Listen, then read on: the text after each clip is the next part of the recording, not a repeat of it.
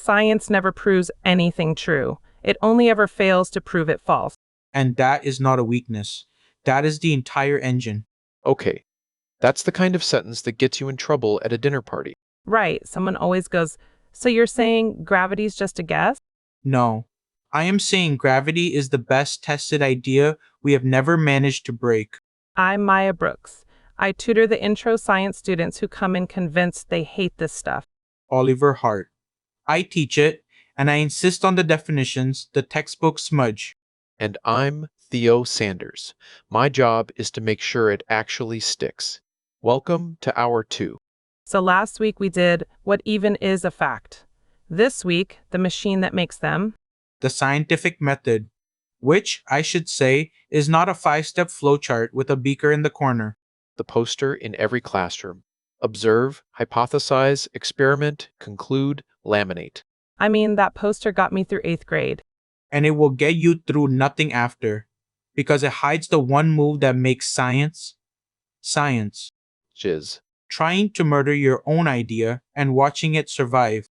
Okay, let's slow that down because there are like 3 loaded words we just threw around. Hypothesis, control, falsifiability. Everybody's heard them. Nobody can define them at a party. So let's actually define them. Hypothesis first. Oliver, what do students get wrong? They think a hypothesis is a guess, a hunch. I think the plant will grow taller. And what is it really? A precise, testable claim that sticks its neck out. It has to forbid something. A real hypothesis says, if I do X, then Y will happen. And if I see Z instead, I was wrong. So it has to be able to lose. That is the whole thing, Theo. A hypothesis that cannot lose is not a hypothesis. It's a mood. I love that. It's a mood. Give me the plant one, but done right. Sure. Bad version. Plants need sunlight. Fine. Sounds true, but what would prove it wrong? Nothing. You didn't say anything measurable. Good version. A bean plant given 12 hours of light per day will grow at least 3 centimeters taller over 2 weeks than an identical plant given 0 hours. Now I could actually catch you being wrong. Precisely. You've named the number, the time frame, the comparison. You've built a trap for your own idea. And that word, identical plant given 0 hours. That's the control. This is the one I think people fake understanding. Totally. So a control is the version where you change nothing, so you have something to compare against. The purpose is to isolate the variable. If both plants sit in the same soil, same water, same room, same pot, then the only thing that differs is the light. So if one grows and one doesn't, you can actually blame the light. You can attribute the difference to the light. Blame is such a wonderfully unscientific word. I stand by it. The light did it. Here's where I want to put a real story on this, because control sounds like homework. Please. 1947.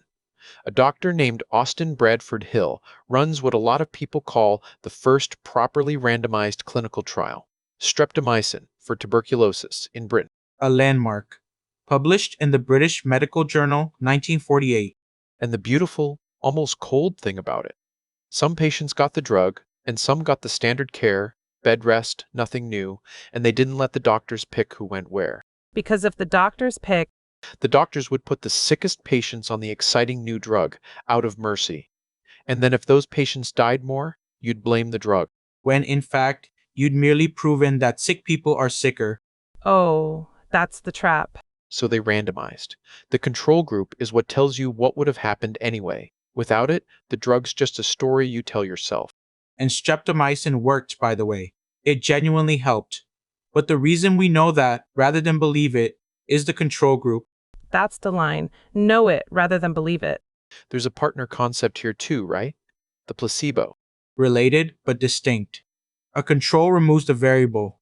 A placebo controls for expectation. The fact that people feel better simply because they think they're being treated. The sugar pill. And it's a stunningly strong effect, which is precisely why you must subtract it out. So the control is you being suspicious of yourself.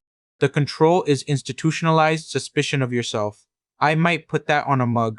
Okay, hypothesis, check. Control, check. Now the big one, falsifiability. The scary word. It's not scary. Here's what they actually mean by it. A claim is falsifiable if there's some possible observation that would prove it wrong. And this comes to us most famously from Karl Popper, the philosopher, writing in the 1930s. The logic of scientific discovery. Guy. The very one. 1934 in German, English in 59. And Popper's obsession was, how do you tell science apart from stuff that dresses up like science? The demarcation problem, right? Where's the line? Precisely. And his answer was radical. He said the mark of a scientific theory is not that it can be confirmed, it's that it can be refuted. Wait, that's backwards from how everyone thinks about it. Deliberately backwards. Popper's worry was that some theories explain everything, and a theory that explains everything predicts nothing. Give the example. He had a great one. He contrasted Einstein with certain psychological theories of his day. Einstein's general relativity made a terrifying prediction that starlight passing the sun would bend by a specific amount. And if it bent by the wrong amount? The theory was dead. Einstein staked it on a number. 1919, Arthur Eddington sails to observe a total eclipse Off the coast of Africa, Principe Island. and measures the bending. It matched Einstein, not Newton. But here's Popper's point. It could have failed. That's what made it magnificent. Whereas the theories he was suspicious of. No matter what a person did, the theory could re-explain it after the fact. If you loved your mother, that confirmed it. If you hated your mother, that also confirmed it. So there's no result that would ever make them say, oops, wrong. And a claim that cannot be wrong tells you nothing about the world. It's unfalsifiable. This is the astrology test, basically. Yeah, horoscopes are written so any day fits. You'll face a challenge but find strength. When have you not? Barnum statements, named after the showman, vague enough that everyone nods. I want to be careful here, though, because people weaponize falsifiable. They do. And thank you, because this is where the textbook oversimplifies and it matters. People say, that's not falsifiable, to dismiss anything they don't like. Right. And falsifiability is subtler than a one-line test. Consider evolution or the history of the universe. You cannot rerun them in a lab. Does that make them unfalsifiable? I feel like people argue that. They do, and they're wrong. Because these theories still forbid things. Evolution forbids finding a modern rabbit fossil in rock 500 million years old. JBS Haldane was supposedly asked what would disprove evolution, and he said, fossil rabbits in the Precambrian. And nobody's ever found one. Not one. Across millions of fossils. So the theory keeps surviving a test it could have failed every single day. So falsifiable doesn't mean I can do it in a beaker. It means reality could contradict this, and hasn't. Beautifully put. The test can be observational. It just has to be a genuine risk. Okay, I want to land the plane on the biggest misconception. The word theory. Oh, this is the one that ruins arguments online. Because in normal English, theory means a hunch. I have a theory about why he's late. Meaning, I'm guessing. And so people go, evolution is just a theory, climate change is just a theory. And they've committed a pun. Genuinely. They've mistaken two different words that happen to be spelled the same. Say what the science word means. In science, a theory is the top of the food chain. It is not a guess that's waiting to grow up into a fact.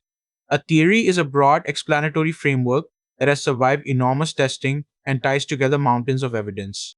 It's the opposite end from the everyday meaning. Diametrically. Gravity is a theory.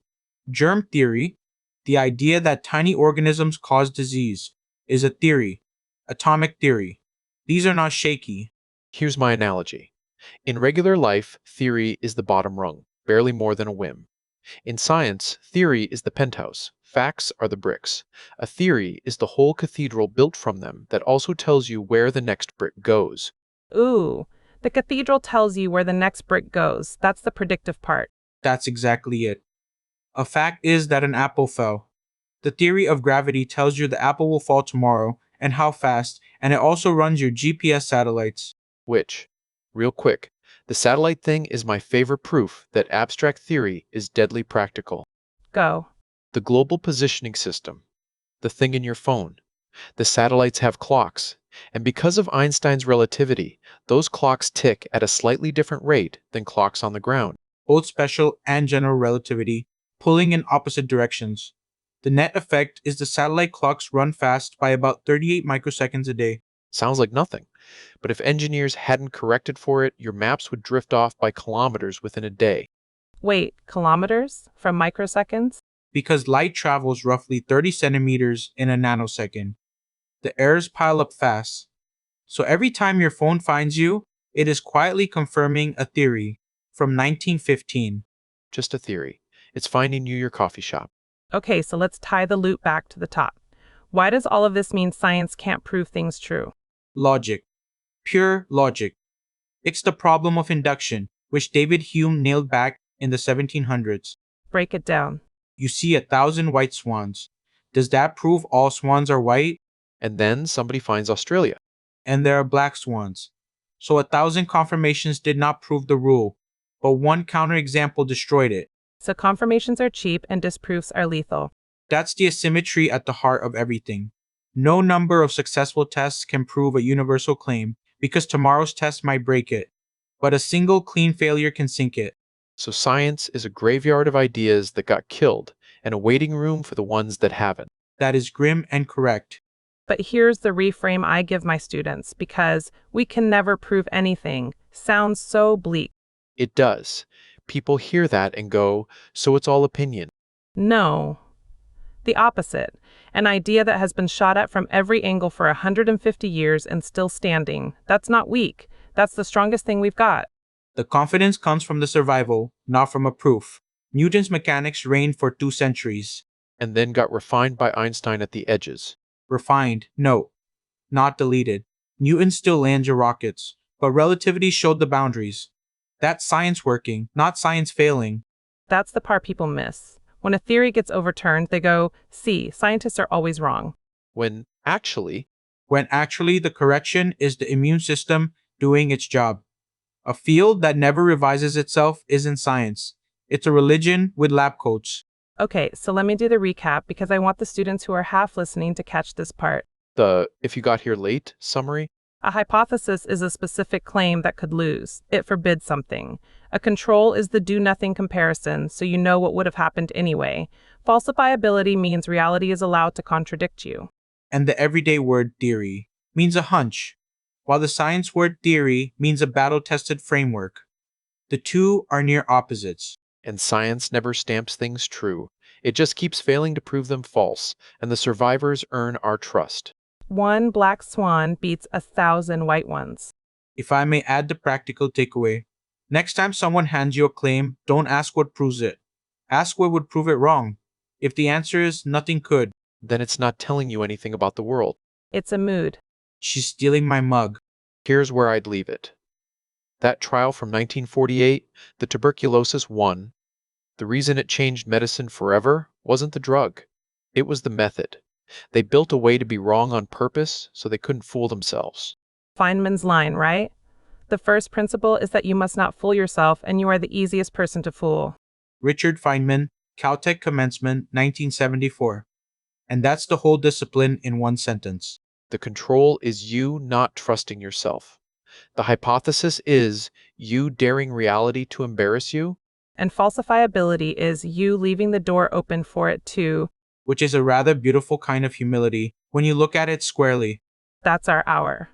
If you take one thing, strong science isn't proven, it's unkilled, and that's better. Next week, we get into correlation and causation, and why ice cream causes drowning is a real headline waiting to happen.